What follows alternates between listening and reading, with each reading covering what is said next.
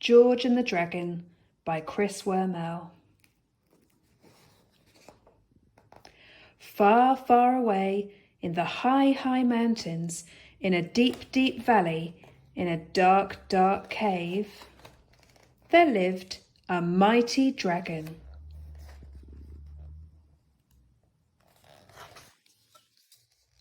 He could fly higher than the clouds and faster than all the birds. He could burn down a forest with a blast of his fiery breath. He could smash a castle wall with a flick of his mighty tail. And he could brush away an army with a sweep of his monstrous wing.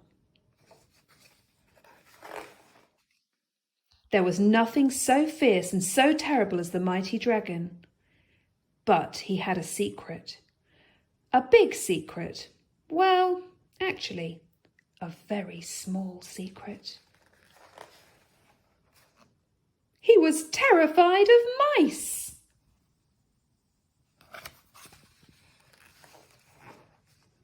Which was a pity, because that very day a mouse moved into the cave just next door. It says sold on the sign. His name was George. Now, George didn't much care for the cave next door. It was cold and dark and draughty. The previous owner had been a bat, so the fixtures and furnishings were most inconvenient. Can you see there? The bed and the chairs and the tables all on the ceiling.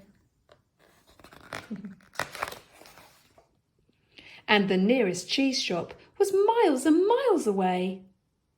George was feeling rather miserable, and to make matters worse, he had no sugar for his tea.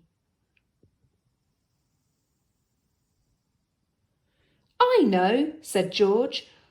"I'll just pop next door and see if I can borrow some." So he did. "I say, you couldn't loan me a couple of lumps of sugar, could you?"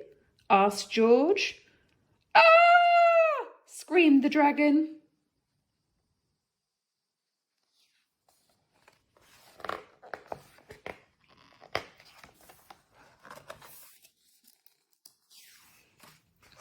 And fled. "Oh, blow," groaned George. "No tea then."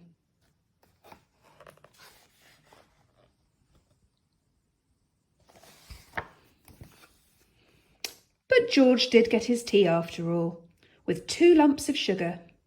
And he got cheese too, and nuts and berries and biscuits and crackers and cream cheese sandwiches and jelly and ice cream and fairy cakes with pink icing and a cosy little hole in the castle wall.